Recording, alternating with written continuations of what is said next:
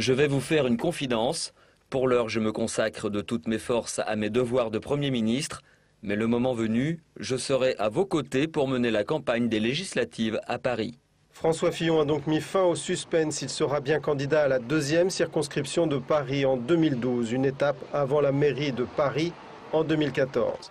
Le chemin sera tout sauf tranquille car la droite parisienne n'a rien à voir avec le consensus à la sartoise, comme l'illustrait cette réaction de Rachida Dati en juin dernier. Je ne vois pas comment François Fillon peut arriver, ça ne lui ressemble pas, m'évincer. Simplement seul motif qu'il est Premier ministre ou qu'il en a marre de la Sarthe. Que je rappelle, la Sarthe qui a permis de lui la carrière qu'il a eue et de le conduire au poste de Premier ministre.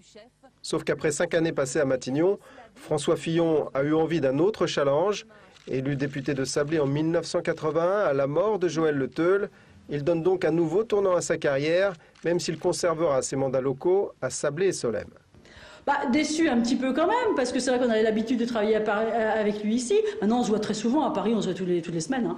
Tous les mardis, mercredis, on se voit. Maintenant, une chose est sûre, moi, il m'a dit hier, de toute façon, je ne quitterai pas la Sarthe. Et c'est vrai qu'il y a eu un précédent. Jacques Chirac est allé à Paris.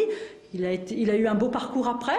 Bon, on lui souhaite en tout cas à François Fillon d'avoir le même parcours. Encore Premier ministre jusqu'à mai. Hein. Il y a encore un certain nombre de questions que l'on peut essayer de faire avancer ensemble. Seules conséquences politiques en Sarthe, son suppléant Marc Joulot briguera le poste de député de Sablé en juin prochain, un poste qu'il occupe dans les faits depuis 2002.